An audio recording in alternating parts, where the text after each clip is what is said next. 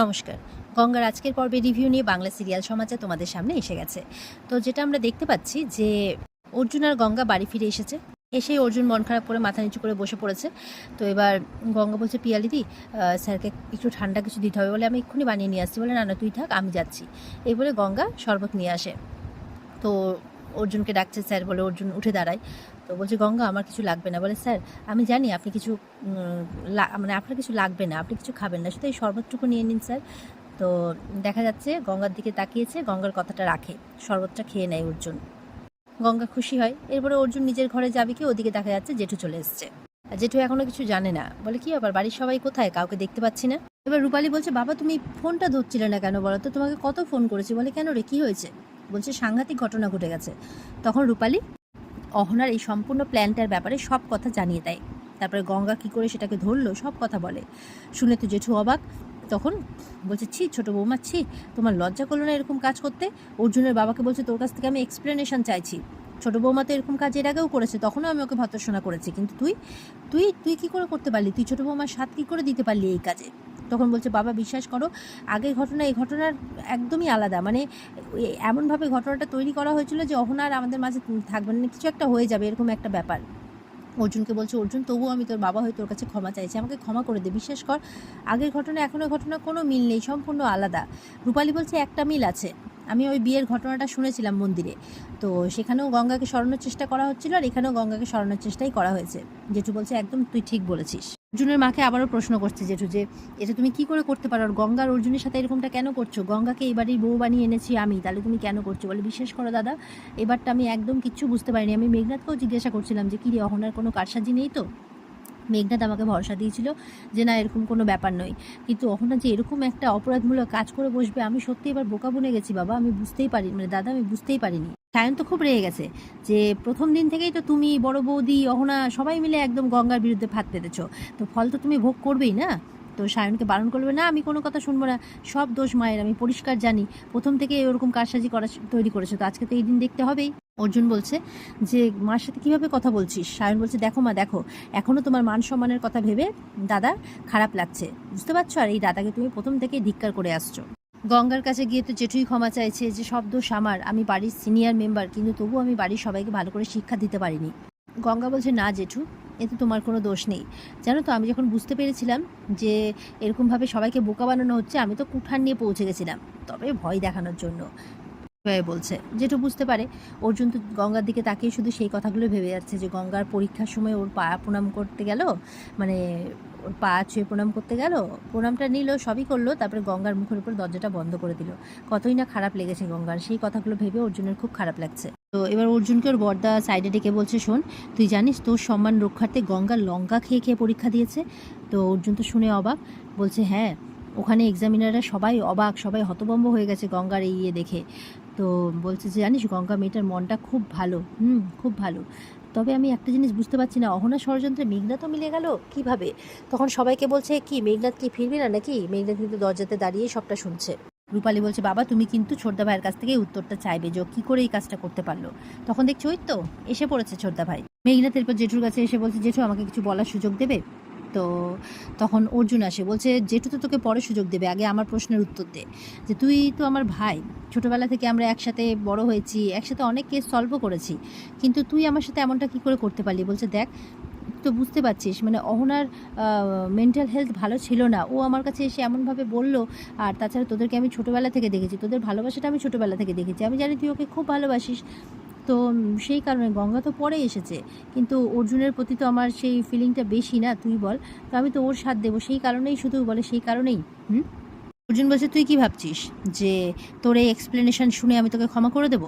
অন্যান্যরা শাস্তি না পেলেও তুই শাস্তি থেকে রেহাই পাবি না। আমি এটা মেক শিওর করবো যে তুই যাতে এরপর থেকে আর কোনো বড় কেস বা কোনো ইম্পর্টেন্ট কেস না পাস, এটা মনে রাখিস। মেঘনা তো চুপ করে দাঁড়িয়ে আছে। জেঠু বলছে, আমি তো এটা বুঝতে পারছি না, তুই তোর বাবার কথা শুনলি কেন? তোর তো অ্যারেস্ট করাটা উচিত ছিল। রূপালীও বলছে, তোর তো সবার আগে মেঘনাথকে, মানে ছোটদা ভাইকে অ্যারেস্ট করে নিয়ে যাওয়াটা উচিত ছিল, তুই কেন বাবার মানে ইয়ের কথা শুনলি? রূপালী বলছে, আমার তো ভাবতে প্রচণ্ড অবাক লাগছে, তুই এরকম, তুই লালিটা নেই বলে কাজে আছে, ওর আসলে সব শুনলে কি ভাববে? রূপালী বলছে কিসের এত রাগ? হ্যাঁ, গঙ্গা তোকে থাপ্পড় মেরেছিল বলে তুই বদলা নিচ্ছিস? বলে না না, আমাকে ভুল বুঝছিস। গঙ্গা তো আবার সেই পুরোনো কথাগুলো ভাবছে যে মেঘনাদ বারবার করে ওকে ছোঁয়ার চেষ্টা করেছে। মনে মনে বলছে এই যে কত বড় ভাইরাস সেটা এখনো সবাই জানে না, তবে একটু একটু করে জানতে শুরু করেছে। অর্জুন বলছে ভেবেছিলাম তুই হয়তো আমাদের ওয়েল উইশার, কিন্তু সেই ধারণাটা তুই ভুল করে দিলি। এবার ওখানে অহনা এসে উপস্থিত হয়েছে কাদো কাদো মুখ নিয়ে। তো গঙ্গা বলছে দেখ কি নির্লজ্জ, মানে পিয়ালিও বলছে কি নির্লজ্জ একদম চলে এসছে এখানে। যেহেতু তো একদম সঙ্গে সঙ্গে গেছে, কেন এই বাড়িতে এসছো, বেরো এখান থেকে, বেরো, এই বাড়িতে তোমার কোনো জায়গা নেই, এরপর থেকে তুমি এই বাড়িতে একদম আসবে না, বেরো এই বাড়ি থেকে, এই বলে দরজা লাগিয়ে ছিটকিনি দিয়ে দেয়। দিয়ে সবাই সবার মতো আছে এবার, কিন্তু আবার ওদিকে কড়া নাড়ছে। এবার তো মানে অর্জুনের মা গেছে বিরক্তি হয়ে, খুলেছে, বলছে তোমার এত বড় আস্পর্ধা, তুমি এত বড় অপরাধমূলক কাজ করেছো আর তুমি আবার এই বাড়িতে আসছো, বেরো এখান থেকে, অর্জুনের মা বলছে। তো অহনা ভেতরে চলে এসছে অর্জুনের সাথে কথা বলবে বলে। জেঠুকে এসে বলছে জেঠু যা কিছু হয়েছে তুমি দায়ী ছিলে না, বলো না, আমার তো বিয়েটা ঠিক হয়েছিল না অর্জুনের সাথে, আমাদের তো বিয়ে হওয়ার কথা ছিল, কিন্তু তুমি কি করলে, গঙ্গার অর্জুনের বিয়ে দিয়ে দিলে। সেদিন আমি এসেও ছিলাম, ছুটে বলেও ছিলাম যে আমি ওকে ভালোবাসি, তাও তুমি শুনলে না, ওর বিয়েটা দিয়ে দিলে, এইভাবে বলছে। আর অর্জুনকে বলছে অর্জুন আমাকে ক্ষমা করে দাও। অর্জুন তো সহ্য করতে পারছে না, বলছে আমাকে ক্ষমা করে দাও, আমি কী করবো বলো, আমি তোমার পা ছুঁয়ে ক্ষমা চাইবো? এই বলে পা ছুঁয়ে ক্ষমা চাইতে গেছে, তখন গঙ্গা এসে হাতটা ধরে নিয়েছে।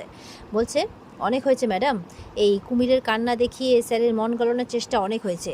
এবার যদি স্যারের কোনো রকম কোনো ক্ষতি করার চেষ্টা করেন না, মনে রাখবেন গঙ্গা কিন্তু ঢাল হয়ে স্যারের সামনে দাঁড়িয়ে আছে, তাই বলছে। এরপরে বলছে গঙ্গা তোমার এই লেকচার আমি পরে শুনবো, আমি একটু অর্জুনের সাথে কথা বলতে চাই, আমি একটু ওর সাথে কথা বলি। অর্জুনকে বলছে অর্জুন আমি মানসিকভাবে ভেঙে পড়েছিলাম। অর্জুন বলছে চুপ করো, হ্যাঁ, তুমি এই কথাগুলো আর আমার সামনে বলো না, এই অসুস্থতার ভান করা এবার বন্ধ করো।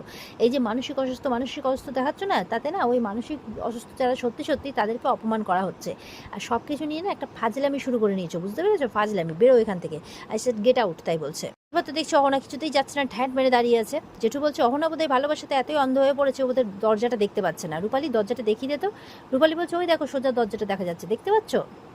যা ক্ষতি করার করে দিয়েছো, এবার প্লিজ বেরিয়ে যাও এখান থেকে। তাও ঢ্যাট মেরে দাঁড়িয়ে আছে, যায় না। অহনা এখন হাত ধরে টানতে টানতে, মানে আর কি, রূপালী অহনার হাত ধরে টানতে টানতে বাড়ি থেকে বের করে দেয়, দিয়ে দরজা দিয়ে দেয়। আর এসে মেঘনাথকে বলছে এই অহনার সাথে আমি যেটা করলাম না, এরপরে তোর সাথে না আমাকে এমনটা করতে হয়, সুতরাং তুই সাবধানে থাকিস। এবার মেঘনাথ ঘরের মধ্যে এসে রাগে গুমরাচ্ছে একেবারে, আর সব শেষ করে দেবো, সবাইকে শেষ করে দেবো, মাটিতে মিশিয়ে দেবো, এই পরিবারটাকে শেষ করে দেবো, এরকমভাবে বলে যাচ্ছে। আর মুখ চোখে তো একদম আকৃতি বিকৃতিগুলোই যেন আলাদা রকমভাবে কথা বলছে। তখন মেঘনাথের ঘরে আসে সন্দীপন জেঠু। তো মনে মনে বলছে শুনে নিল না তো।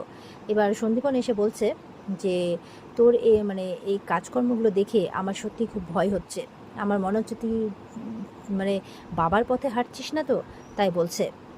তো বলছে তোমার বাবা কিন্তু পুলিশ ডিপার্টমেন্টের সাথে খুব মানে বড় বিশ্বাসঘাতকতা করেছিল, তার শাস্তি সে ভোগ করছে, কিন্তু তুমি কিন্তু সেই পথে হেঁটো না, তোমাকে আমরা কিন্তু পরিবারের সবাই খুব ভালোবাসি মেঘনাথ। এরপরে বুকে জড়িয়ে নিয়ে বলছে এরকম কাজ করো না, এই পথে হেঁটো না, তুমি ভালো হওয়ার চেষ্টা করো, এরকম কাজকর্ম করো না। আজকে তুমি যেই কাজকর্ম করলে গঙ্গা আর অর্জুনের বিরুদ্ধে ষড়যন্ত্র, আমার সত্যিই খুব ভয় হচ্ছে ব্যাপারটা নিয়ে, কিন্তু তবুও আমি তোমাকে সাবধান করব, তুমি এরকম কাজ করো না, কারণ তুমি যদি তোমার বাবার পথে হাঁটো তাহলে কিন্তু ফল তোমার জন্য ভালো হবে না। এই বলে ওকে একটু আদর করে ভালোবেসে চলে যায় জেঠু। আর তখন তো সেটা ও ভালোবাসাটাকেও যেন খারাপভাবে নেয় একদম, মানে কি বলবো, ওই বললো না যে বাবার পথে হাঁটলে বাবার মতোই পরিণাম হবে, এই মানে ভালোটাকেও খারাপভাবে নিয়ে নেয় আর কি মেঘনাথ, কারণ মনে মনে তো শয়তানি না এদের। এরপরেই পৌঁছে গেছে সোজা থানাতে, একদম থানার জেলের মধ্যে আর কি, বাবার সাথে দেখা করতে। তো ওর বাবা বেরিয়ে এসছে, বলে কি হয়েছে মেঘনাথ, তুমি ভালো আছো তো? বলে না। বলে কি হয়েছে, কিছু করেছো নাকি, তুমি কি ধরা পড়ে গেছো? তো বলছে আমি যাই করতে যাই বাবা, তাতেই আমি ধরা পড়ে যাই, তাতে সব কিছু বেকার হয়ে যায়, কোনো কিছুই কাজে দেয় না। তো বাবা বলছে দেখো সব কিছুর মাঝে নিজের উদ্দেশ্যটা ভুলে যেও না।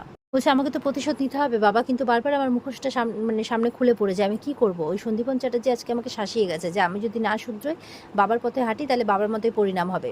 তো ওর বাবাটাও তো কম নয়, জেলে বসেও ছেলেকে দিয়ে শয়তানি করিয়ে যাচ্ছে। এইসব ওর বাবা শুনছে, শুনে চুপ করে আছে। আর এখানেই কিন্তু আজকের পর্ব শেষ হয়ে যায়। তো এই ছিল আজকের পর্বের রিভিউ। ভালো লেগে থাকলে পর্বকে লাইক কমেন্ট করে জানাতে ভুলবে না, আর আমাদের সাথে জুড়ে থাকতে চ্যানেলকে সাবস্ক্রাইব করতে ভুলবে না। দেখা হচ্ছে তোমাদের সাথে আগামীকালকে। সবাই খুব ভালো থাকবে। আজকের মতো পর্বের রিভিউ এই পর্যন্তই। বিস্তারিত দেখতে অবশ্যই স্টার জলসার পর্দায় চোখ রাখবে। টাটা।